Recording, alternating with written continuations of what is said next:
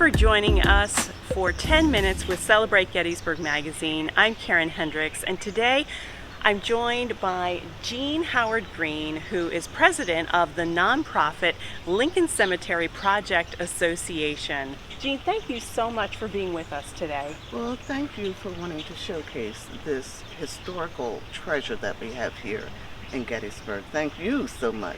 Yeah.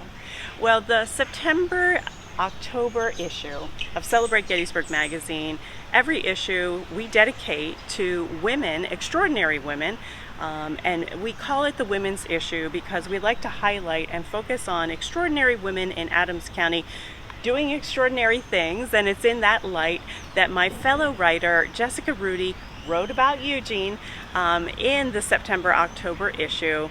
And the purpose of today's video is really to dive a bit deeper.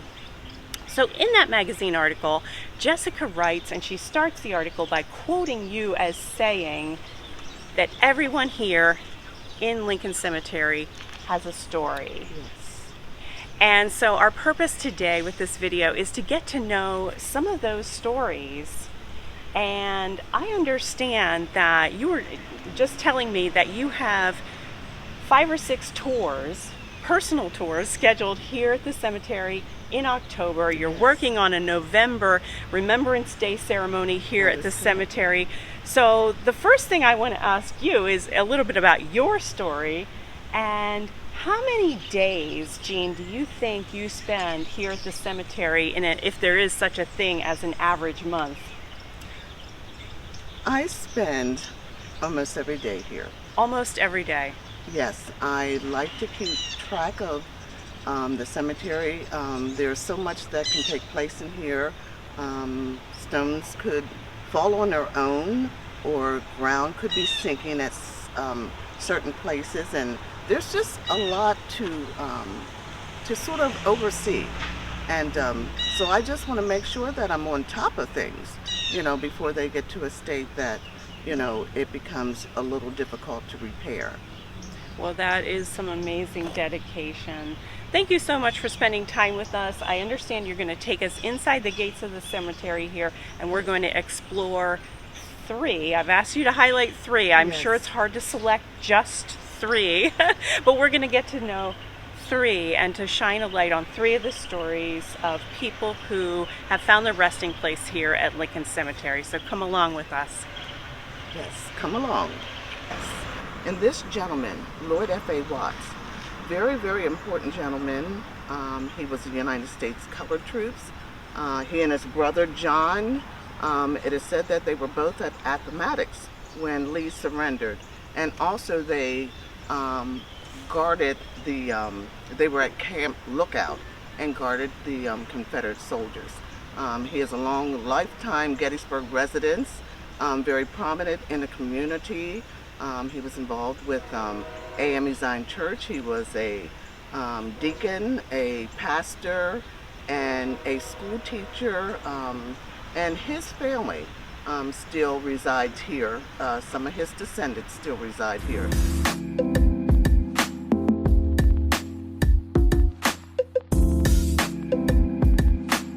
And Jean, kind of set the scene and describe where we are now within the cemetery.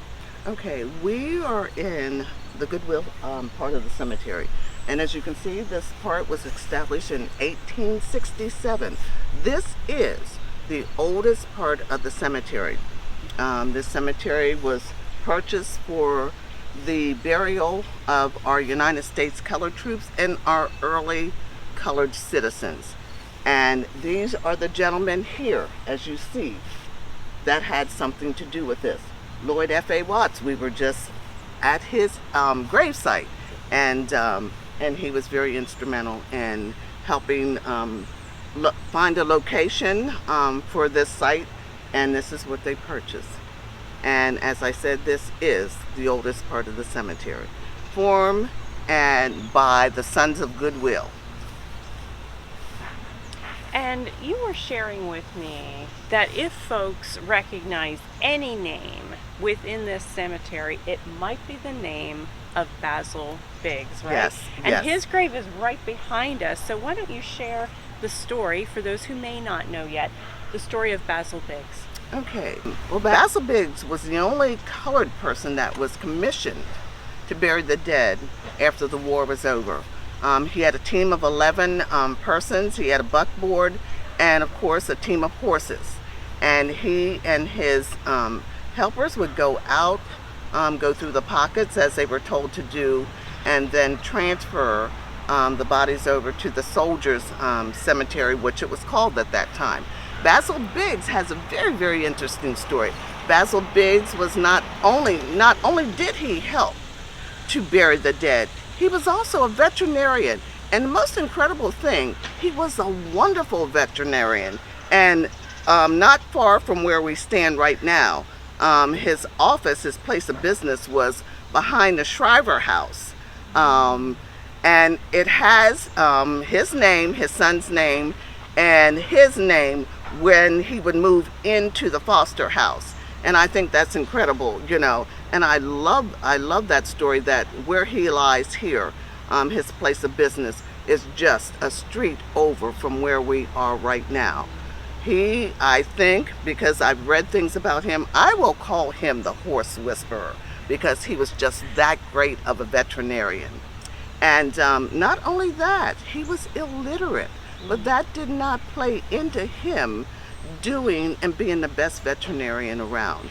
And I think that is incredible. And other things about Basil Biggs that I think that maybe people do not know, there were two early black churches here in Gettysburg. There was the Asbury Methodist Church and St. Paul AME Zion Church. Basil Biggs would belong to Asbury Methodist Church and also helped build that church, and also was he was there when it was incorporated. So that's a wonderful tale too. And I love to share this story too, because my great-grandfather, as Basil Biggs would move into the foster house, my great-grandfather would move into his house where he lived on the Tonytown Road. So how cool is that they knew each other? So, and I just discovered that not too long ago, but I still love to share that story because it just brings us all together. And it just makes me proud that I'm looking after these folks, and that, you know, somehow we're just all connected. So What a fascinating figure. Thank you so much for sharing his story. you're so very welcome. I love to talk about these folks here. You know, I just want people to know that though we had blacks here in Gettysburg, and a lot of them were washerwomen and whatever, but I want people to know that this cemetery holds some of the most prominent people here in Gettysburg. And as I say, everyone has a story, no matter how little it is. But we like to showcase and let everyone know that, hey, we had some really, really wonderful people here in this cemetery and in this town. Well, he played a prominent role in the fabric of Gettysburg's Yes. community, not only by being a veterinarian, it sounds, but also through his role in helping to bury the dead. Yes. I mean, you talk about an unsung hero Exactly. kind of role. Exactly. And sometimes when I talk about these folks, I wish I could just go back and be a fly on the wall and just see. But I think when I go through and read what they've done and whatever, I think that they were probably very, very humble people. And because you have to be that to do what you do here and what they did in this community. So Yeah.